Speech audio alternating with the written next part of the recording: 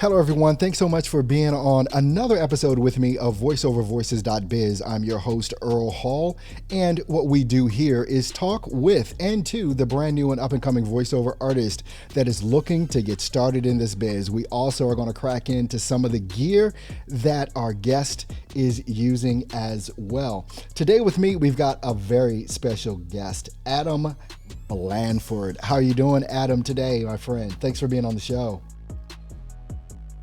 Oh, pleasure to be here. I'm doing all right. How are you? All right. Awesome.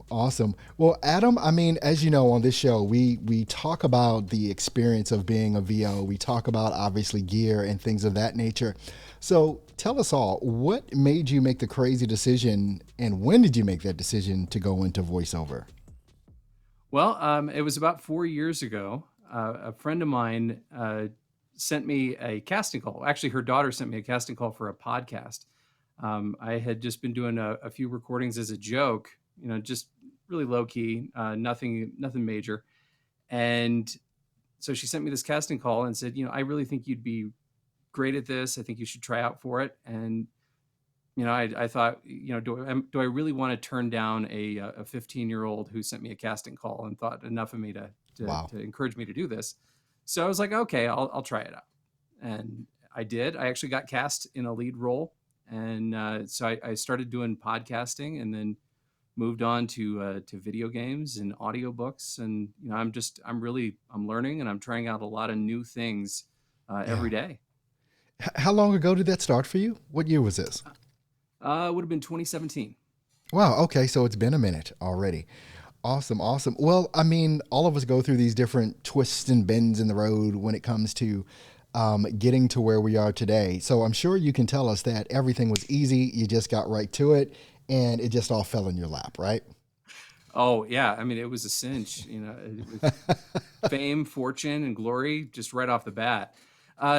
Actually, it was a huge learning curve. I was doing a lot of learning on the fly. When people talked about noise floor, I had to figure out, okay, what is that? My floor is very noisy.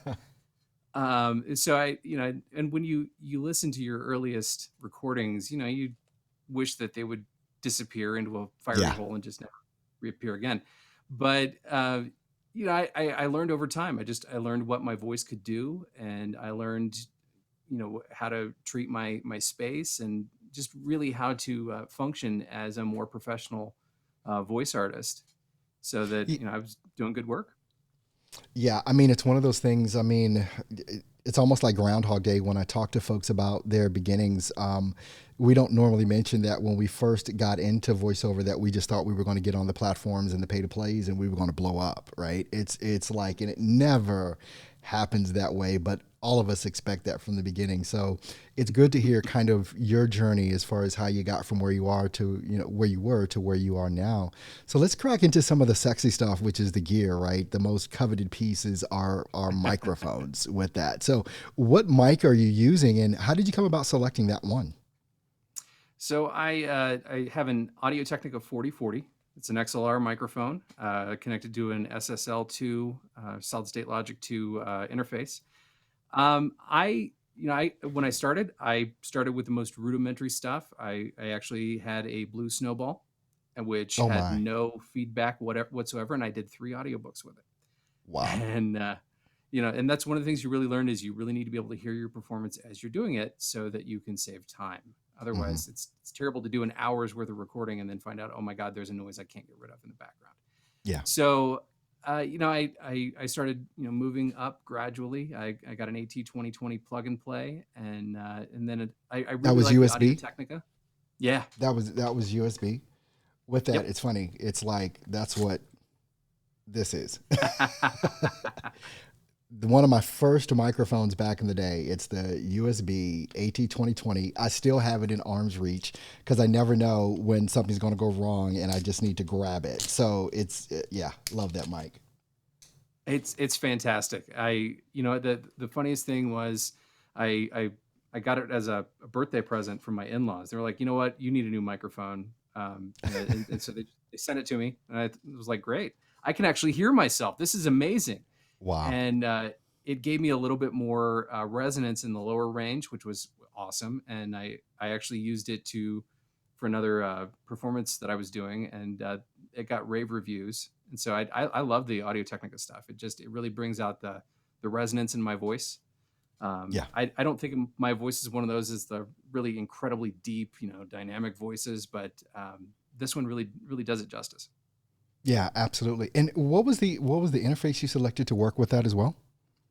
It's a Solid State Logic 2. Ah, the solid It state logic too.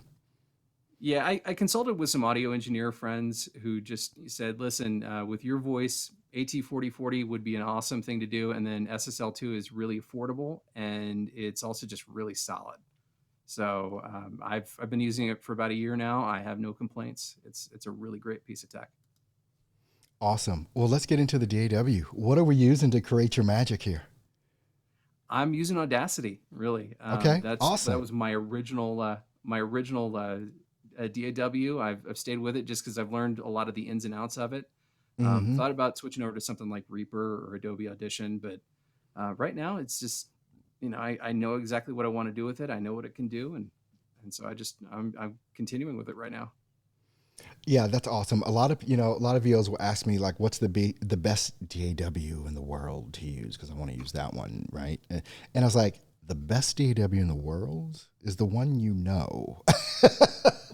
That is Exactly. the best DAW in the world, because when you're talking about workflows and stuff like that, I had a conversation with one of my mastermind students actually this week that is trying to go from Audacity to Adobe Audition and really Hmm. wants to use the features of Adobe Audition. And it's like, okay, that's all fine and good, but do you really need to make that move? Is that really necessary for you to make that move? Now, I love Adobe Audition. I've used it since forever. But it's like, if you're going to make a move, it's almost like you have to burn the boats.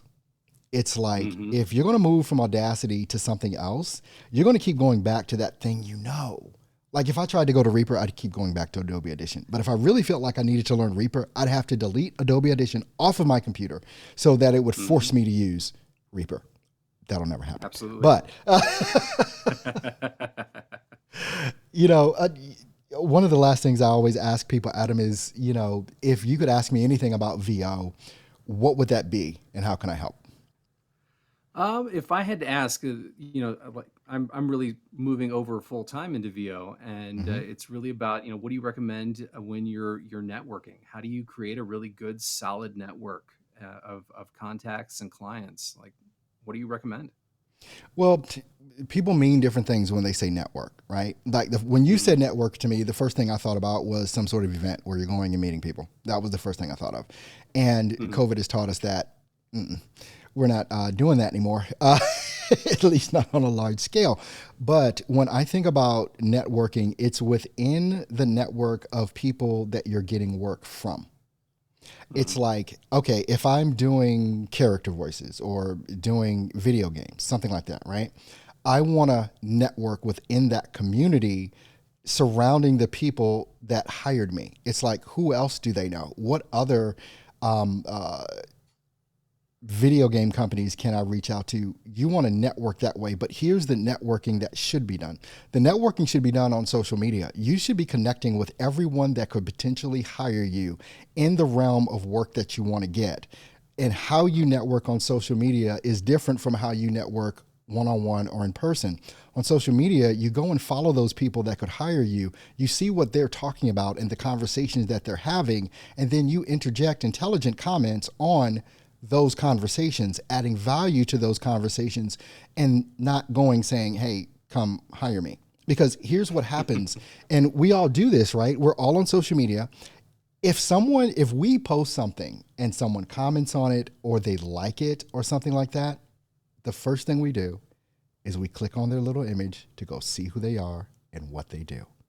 When you start commenting and engaging in networking on social media in that way, people will start discovering you because they're going to click on your little face and they're going to go see what you do.